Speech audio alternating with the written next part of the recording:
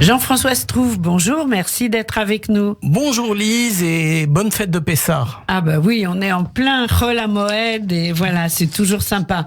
Alors, dans le cadre des rendez-vous de l'Écuge, tu as choisi comme thématique du jour, puisque maintenant on évoque plus des thématiques que l'actualité permanente, de nous parler du regard de l'Écuge sur l'élection présidentielle. Tout un programme, si j'ose un mauvais jeu de mots. Oui, en fait, logiquement, nous, on est une organisation culturelle, on est à la fois une institution juive, une institution culturelle. Donc, en général, on se mêle pas de politique. C'est un principe, on fait autre chose. Sauf quand ça porte atteinte à la culture, à nos fondements les plus importants, à la culture et à l'identité juive.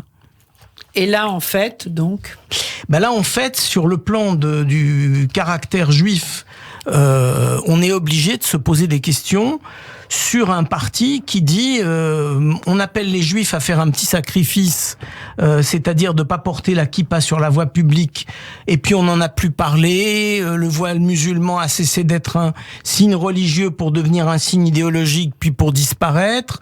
Donc Marine Le Pen, dans sa campagne officielle, a annoncé son projet d'interdiction de l'abattage rituel. Elle a même corrigé les propos de Jordan Bardella, le président du Rassemblement national, qui ajoutait l'interdiction d'importer des produits cachers. Nous n'accepterons jamais que le droit de pratiquer soit soumis aux variables d'ajustement d'une campagne politique. Non, c'est non pour nous. Oui. Ni ça ni ça. Il y a aucun lieu d'interdire de l'abattage rituel. La laïcité à laquelle nous sommes très attachés comme citoyens engagés dans la cité. Et que vous tous les jours, absolument. Tous les jours. Tu as totalement raison. Dans nos programmes, nous sommes un lieu de laïcité, d'expression pluraliste. Tout ce qui entrave la laïcité et l'expression pluraliste nous pose problème, et c'est effectivement quelque chose d'inadmissible pour nous. Donc on a tout lieu de refuser ce type de programme. La liberté de manifester ses croyances existe en France, c'est le principe même de la laïcité. Et puis, des mesures qui seraient anti-judaïques, faut-il le rappeler, c'est les premières mesures de haine des Juifs, avant même l'antisémitisme classique. C'est la haine de l'idée même de ce que représente le judaïsme comme monothéisme. Alors, en tant qu'organisation culturelle maintenant, l'Écuge, alors, il y a qu'à regarder ce qui se passe dans les municipalités du Front National, ou du Rassemblement National. La culture est en général soumise à l'idéologie. Les livres qui sont pas dans le ton, qui sont pas dans la ligne du parti, sont éliminés. Il n'y a pas de pluralisme. Or, s'il y a bien une fête qui rappelle la nécessité du pluralisme avec l'histoire des 4 fils, c'est bien Pessah. Tout à fait, bien sûr. Nous, en ayant un regard sur la Haggadah de Pessah et un regard sur les discours de la campagne présidentielle, on se dit quand même qu'il y a un certain écart entre ce que nous considérons comme étant le pluralisme et d'un autre côté ce que propose Marine Le Pen. Donc nous, sans complexe cette fois, mais vraiment sans complexe, sans état d'âme, pour toutes les raisons invoquées, absolument.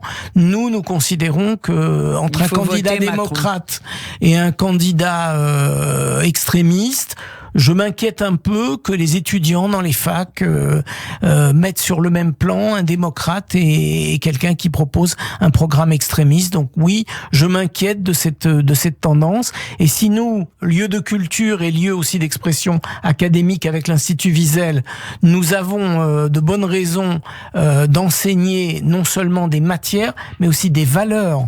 Et pour nous, c'est très important que la jeune génération reste capable de distinguer entre ce qui est fréquentable et qui ne l'est pas. Alors, la guerre en Ukraine dans tout ça, et la guerre en Ukraine, nous on est parmi les premiers bâtiments à Paris à avoir mis le dessin de Pec, qui, on le rappelle, est le drapeau ukrainien avec la colombe, parce que nous sommes fidèles à la pensée de Wiesel. Je l'ai déjà dit à ce micro, mais je le répète parce que c'est important. Quand il y a une agression, la neutralité voulue par l'extrême droite française profite d'abord à l'agresseur, jamais à celui qui est victime. Or là, il y a bien un agresseur et il y a bien une victime. Il est donc fondamental de dire, nous, on est aux côtés de la victime, nous, on est aux côtés des démocrates et pas à côté d'un dictateur qui les agresse et commet des crimes de guerre. Il devrait même pas y avoir de doute sur le fait que des Français s'apprêtent à voter pour quelqu'un qui est aux côtés des agresseurs, aux côtés de la dictature. Je comprends pas pourquoi les Français ont tellement de mal à se positionner en disant d'abord la démocratie, après on discute. Mais d'abord la démocratie. Alors en tant que citoyen, justement, les CUJ, nous, on œuvre au quotidien dans la cité. On est vraiment une association qui agit dans la cité pour une société pluraliste, inclusive et fraternelle, tout le contraire du programme d'extrême droite. Donc, en tant que juif, en tant que défenseur de la culture, en tant qu'institution académique et en tant que citoyen, nous avons tout lieu de nous positionner sans aucun état d'âme. Je crois que le message est passé, Jean-François. Alors, on va se rapprocher un peu du programme de l'Écu. Oui, c'est toujours Justement, il y a un lien. Le prochain lundi de Wiesel, qui sera le 2 mai, a une thématique peu fréquente. Oui, Négritude et judéité, une conférence de Maurice Dorès, qui est ancien directeur de recherche à l'université Paris 7, ethnologue, réalisateur et psychiatre, les liens entre le monde juif et le monde noir. Ça a été assez peu cherché, ce domaine-là. C'est un sujet inconnu en France il y a encore 30 ans. On est dans les tout premiers temps des réflexions, des articles, des livres et des films qui sont apparus, traitant des thématiques judéo-noires. Les relations entre les juifs et les noirs posent des questions multiples, notamment celles qui touchent au regard de l'autre. Les concepts de négritude et de judéité ont des correspondances assez fortes. Il est intéressant de les étudier. Et c'est donc le 2 mai à 19h dans le cadre des lundis de Wiesel. Alors, on a commencé en disant qu'on était en plein Chol à Moed Pessah. Il y a eu la campagne des paniers de Pessah de l'Écu. Alors ne lâchez pas. Quel est l'état de la campagne, justement ? Ne lâchez pas. On a encore besoin. On sert encore des gens par l'envoi de bons parce que on mesure pas, mais les fêtes de Pessah coûtent très cher. Très cher. Donc aider des familles, c'est plus que jamais nécessaire. Aidez-nous, continuez à faire des dons pour que les 8 associations qui se sont groupées pour rendre plus efficace la campagne de distribution, mais aussi la campagne de collecte, puissent être en mesure de faire le travail d'aider les familles. Alors, pour conclure, on approche de la date des nouveaux cours d'hébreu. Ça va faut y aller, juste après Pessah. Ouais, dès le 25. C'est la sortie de la fête de Pessah samedi soir. Et bien tout de suite après, c'est-à-dire non pas le dimanche, mais dès le lundi soir, les cours commencent. Des cours en journée et en soirée. C'est le moment de vous inscrire.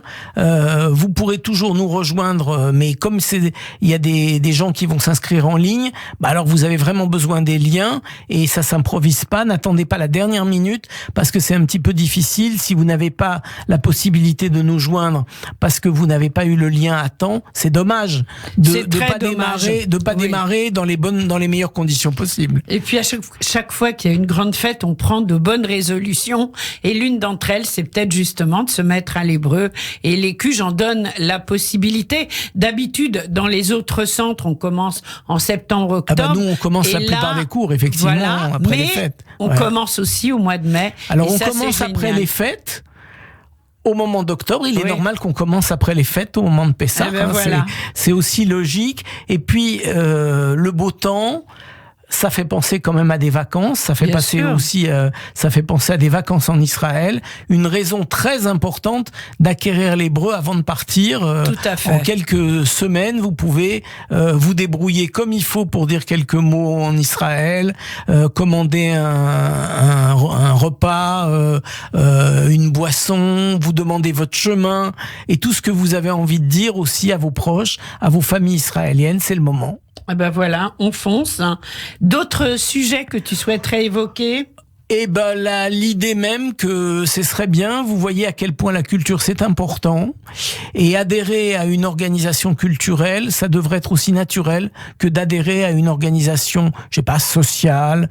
C'est vrai. Donc c'est très important que vous adhériez à l'Écuge, que vous vous donniez les moyens d'être régulièrement informé, et puis bien connaître l'histoire, c'est aussi être en mesure de lutter soi-même contre les fake news, les fausses nouvelles, et vérifier, être ce qu'on appelle un fact-checker, un vérificateur de faits. Et moi, j'ajoute un autre mot, un fake breaker, un briseur de fausses nouvelles. Voilà, et c'est ce qu'est aussi l'Écuge, un briseur de fausses nouvelles. Merci beaucoup d'avoir été avec nous ce matin, et on se retrouve comme d'habitude la semaine prochaine. Et bonne fin de fête de Pessah. Et on se dit Moadim les Simcha selon la formule. Voilà, Moadim les Simcha. Merci Jean-François. Merci à toi.